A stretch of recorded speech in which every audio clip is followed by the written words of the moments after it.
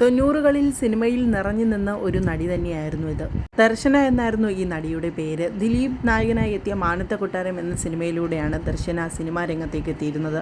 പിന്നെ 90കളിലെ ഒരുപാട് സിനിമകളിൽ ദർശന ചെറുതും വലുതുമായ കഥാപാത്രങ്ങൾ ചെയ്തു. അർജുനും പിള്ളയും 5 മക്കളും എന്ന സിനിമയിലൊക്കെ വളരെയധികം ശ്രദ്ധ നേടിയ കഥാപാത്രമാണ് ഈ താരം ചെയ്തിരുന്നത്. പിന്നീട് ഒരു കാലത്ത് ഈ നടിയെ പറ്റിയുള്ള ഒരു അറിവും തന്നെ ഉണ്ടായിരുന്നില്ല. സിനിമാ രംഗത്തു നിന്നൊക്കെ വിട്ടു നിൽക്കുകയായിരുന്നു. എന്നാൽ ഇപ്പോൾ ഇതാ വളരെയധികം അതിശയിപ്പിക്കുന്നൊരു വാർത്തയാണ് എല്ലാവരും അറിയുന്നത്. തമിഴ് സിനിമാ താരം രാജീവ് എന്ന വ്യക്തിയെ വിവാഹം ചെയ്ത് ജീവിക്കുകയാണ് ദർശന ഇപ്പോൾ. തമിഴിൽ മാത്രമല്ല മലയാളത്തിലും ഒട്ടനേകം സിനിമകൾ രാജീവ് ചെയ്തിട്ടുണ്ട്. അതിൽ ഏറ്റവും ശ്രദ്ധ നേടിയ കഥാപാത്രം തന്നെയായിരുന്നു FIRലെ നരേന്ദ്ര ഷെഡ്ഡി എന്ന കഥാപാത്രം. ഇപ്പോൾ ദർശന രാജീവും വളരെയധികം നല്ലൊരു കുടുംബജീവിതം നയിക്കുകയാണ്. ചെന്നൈയിലാണ് ഇരുവരും ഇപ്പോൾ. 2 മക്കളുടെ അമ്മയായി ദർശന ഇപ്പോൾ സിനിമാ രംഗത്തു നിന്നൊക്കെ വിട്ടുനിന്ന് നല്ലൊരു കുടുംബിനിയായി ജീവിക്കുകയാണ്.